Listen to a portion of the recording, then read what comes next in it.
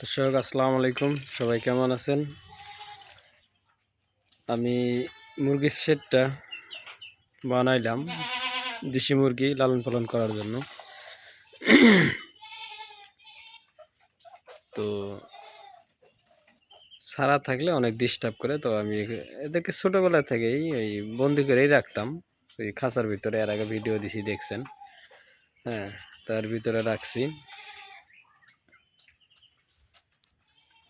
দেখেন এই যে রাখছি, কি সুন্দর খাওয়া দাওয়া করতেছে। ভিতরে তো অতটুকু বোঝা যায় না। হ্যাঁ, তা একটু দেখানোর চেষ্টা করি। এই যে খাবার দিয়ে রাখছি, পানি দিয়ে রাখছি,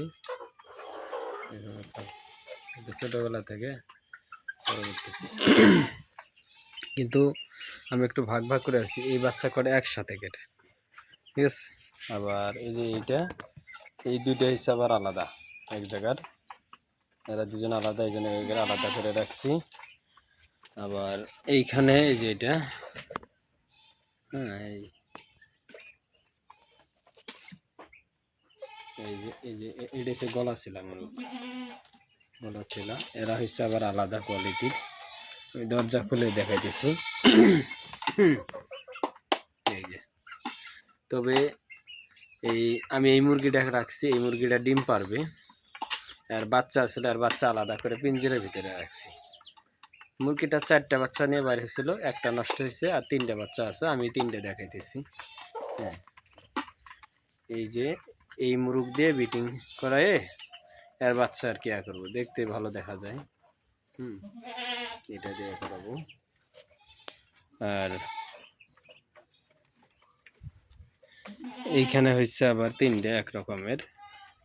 এইগুলো কিছুদিন গেলে বিক্রি করা যাবে আর কি, বিক্রির সময় হয়ে গেছে। হ্যাঁ, এই যে খাবার দিয়ে রাখছি, ঠিক আছে।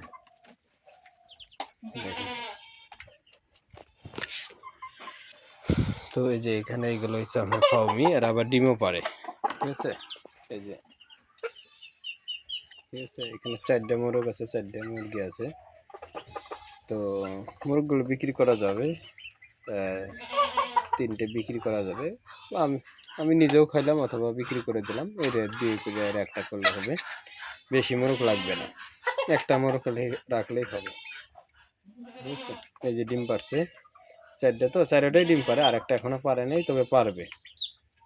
খাবার এইভাবে দিচ্ছি। আবার যেগুলো খাবার নিচ দিয়ে পড়ে যায়, এগুলো কিন্তু এই যে হাঁস খায়, ঠিক আছে। এই যে হাঁসের বাচ্চা আছে, হাঁস আছে, হাঁস খাবে। যেগুলো খাবার ফেলায় দিবি ওগুলো হাঁসে খেয়ে নেবে।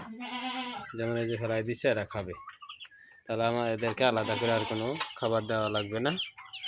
এইখান থেকে আমার সব কিছুই হয়ে যাবে একটা কারণে। এবার আসি না,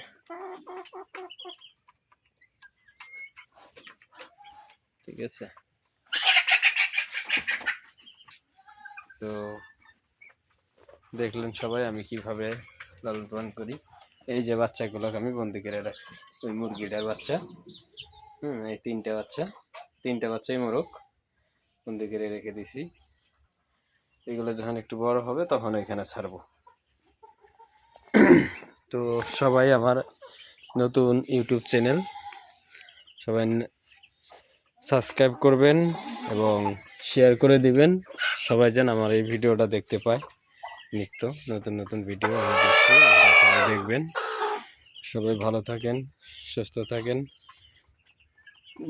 আর যে কোনো জিনিসের পরামর্শ লাগলে পশু সম্পর্কে আপনি আমাকে কল দিয়ে শুনতে পারবেন। আমার নাম্বার হচ্ছে 01843528936, ঠিক আছে। গরু এইভাবে আছে, গরুকে এইভাবে বানায় রাখছি। পাশাপাশি আমার বাড়ি অন্য জায়গায় নিয়ে যাব, আলাদা এই জায়গায় থাকবো না, এই জন্য এইভাবে আর কোনো করা হয়নি। অন্য জায়গায় আমি যাব, ঠিক আছে। আর আসলে আমার ভিডিওটা কেমন লাগলো সবাই জানাবেন। এই যে এইখানে এই যে এইগুলো বাচ্চা হয়েছে, বাচ্চাগুলো এখানে আছে, ভিডিও তো দিছি। হ্যাঁ, এই যে বাচ্চা হয়ে আছে ছাগলটা, ঠিক আছে। এরকম করে আর কি আমি জিনিসগুলো পুষে আসতেছি।